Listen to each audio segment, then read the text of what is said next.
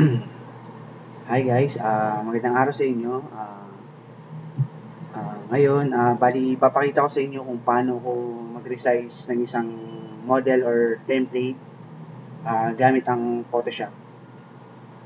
Inform ko lang na ito yung way ko kung paano ako nagre-resize ng mga templates or models. Okay, so unang-una, nire-ready ko muna yung na i-resize natin. So itong model na to is SD Freedom Strike. I-resize natin siya sa 2 times bigger. So, unang-una, click natin ng file, then open. Unang-una natin i-resize is yung head. So, magsasample lang muna tayo ng isa para makita natin kung paano. Then, click open. So, makikita natin dito, ito yung unang part, the head part. Tapos, makikita natin yung size. Click natin image, then image size. So, kung mapapansin natin dito, ang document size niya is 8.26 by 11.693 inches. So, ito yung pinaka-size ng A4. So, unang-una, i-resize muna natin siya. Click natin tong drop down. Pipili natin yung percent. So, makikita natin dito is 100 by 100. So, dito, i-resize natin siya. Depende kung gaano nyo siya gusto kalaki.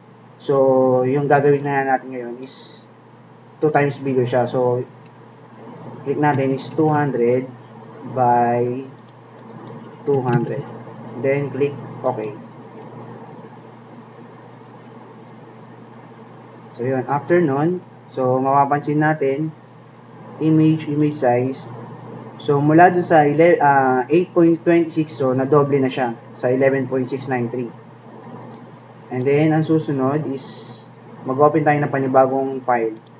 File, new. So, ito siya. 8.26 by 11.693. Ito yung pinaka-sheet na gagamitin natin. Depende sa inyo kung ang gagamitin nyo is A4 size na papel or 11 point or short band paper example. So, kung gusto niyo naman yung ordinary lang na paper is US paper, which is letter 8.5 by 11. Since ang gagamitin ko ay A4 size, international paper, select natin, and then A4. So, ito siya, yung pinaka-default. Pag in-inches natin siya, makikita natin is 8.26 by 11.693. So, resolution is pinaka-default is 300 lang. So, click natin OK. So, ito na yung pinaka-magiging workspace natin per page. So, mula dun sa ni-resize natin, for example, ililipat natin itong isang part.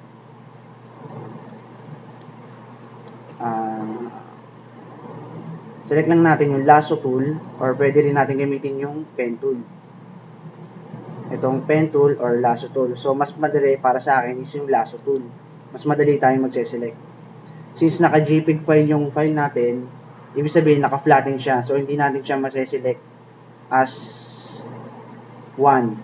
Or, pag sinelect natin kasi siya, isang buong file siya. Hindi siya naka-vector file. So, isa-isahin natin yung parts. So, halimbawa, dito sa lasso tool. So, kukunin lang muna natin to and then ililipat natin sa kabilang page.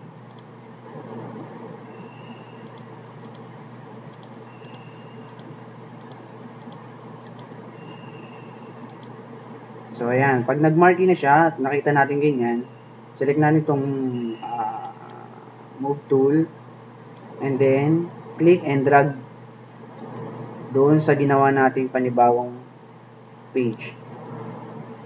So, ayan. Kung mapapansin nyo, ang comparison nito, mas malaki na siya ngayon.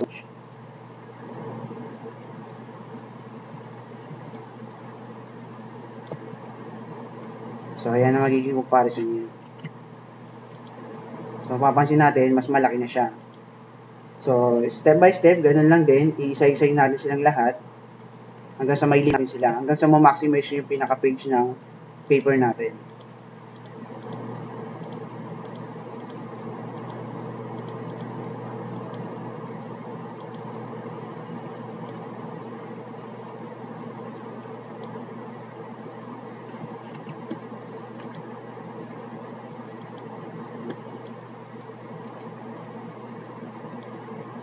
Ito-drag lang natin siya. Then, depende na rin sa inyo kung paano nyo siya ayusin. As long as magkakasya doon siya dun sa A4 size natin.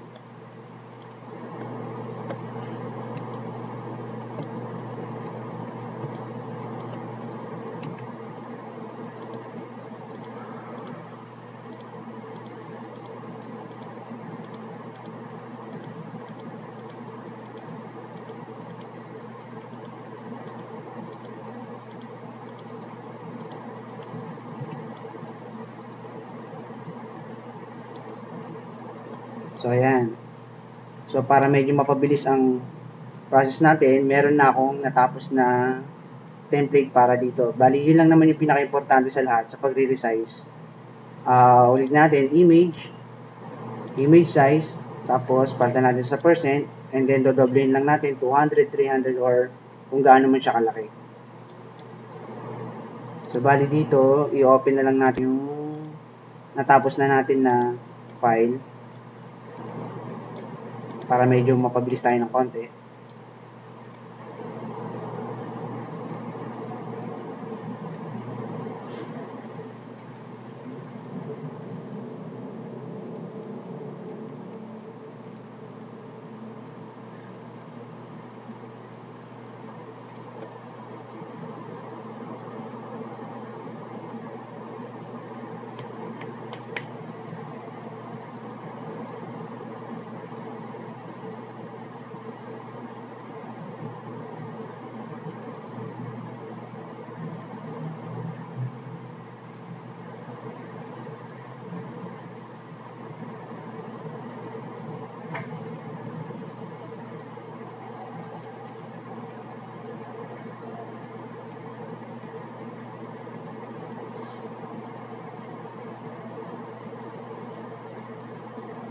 So, wait lang natin siya hanggang sa mag-load. So, medyo mabagal na siya mag-load ngayon kasi malaki na yung file.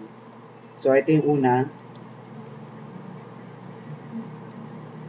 Ito na yung unang nagawa ko noon sa head 1. So, i-rename ko na lang siya sa head 1. Then, head 2. So, ibig sabihin, doon sa unang page ng original file natin is, kumbaga parang kumain na siya ng isang page. Ngayon, nung nag-resize tayo, nag-consume na siya ng dalawa. So, depende na sa inyo kung paano nyo siya aayusin hanggang sa magkasya siya sa pinaka paper natin. So, after nun, halimbawa, nailipat nyo na siya, bawat part. So, pwede nyo siyang i-save as JPEG file or Photoshop file kung gusto nyo nang i-print siya kaagad. Basta ang file natin is naka A4 size siya. So, pwede nyo siyang i-direct na i-print.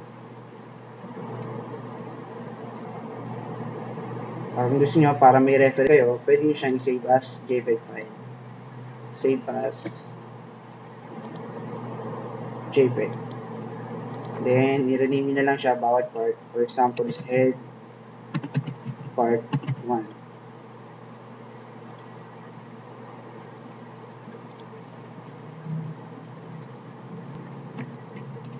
So, i-rename ko siya as strike.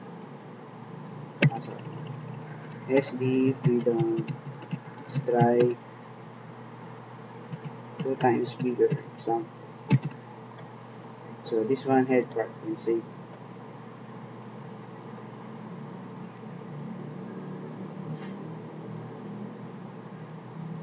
Okay. So, mapapansin natin, pag in-open natin siya, so, naka-JPEG file na siya.